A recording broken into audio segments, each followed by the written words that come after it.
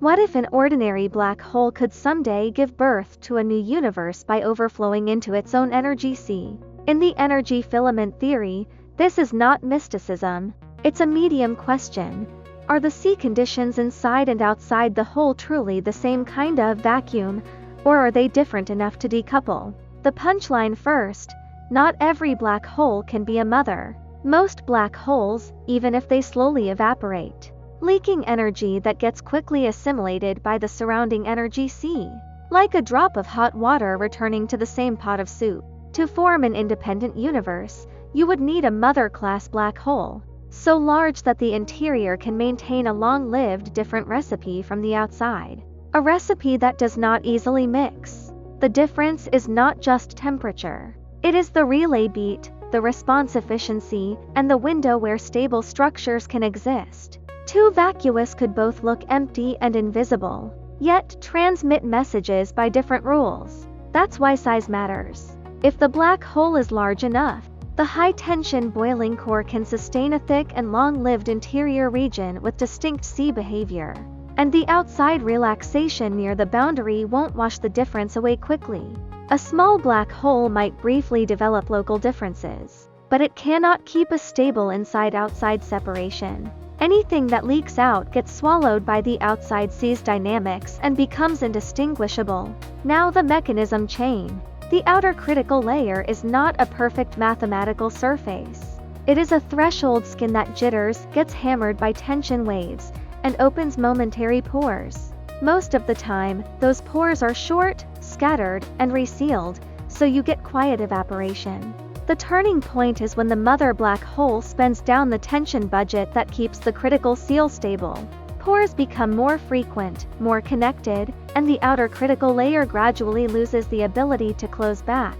That is when overflow begins. And notice the style of the event. It is not a single explosive blast. It is many micro openings that smear the release across time. So from the outside it can look like a long retreat rather than a firework. After overflow starts, the deciding factor for a baby universe is whether the inner sea and outer sea can phase match. If they can match, the leaked sea simply merges back into the external medium and no independent universe forms. If they cannot match, the interface becomes a persistent relay mismatch. Force and information cannot pass continuously across it, not because a wall reflects them, but because the handoff never locks. Picture two gears with different teeth spacing. If you try to mesh them, they grind, slip, and dissipate energy. They do not carry clean motion from one side to the other. In this picture, that mismatch naturally produces a boundary by itself, a zone where relay fails, where signals fade rather than bounce, where disturbances cannot be reliably translated across the interface. And that boundary does not have to be a perfect sphere.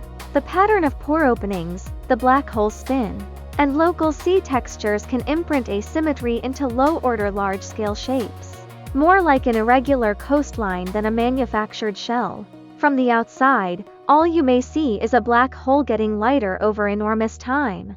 From the inside, once relay decoupling happens, there is suddenly an independent responsive region with its own causal timeline.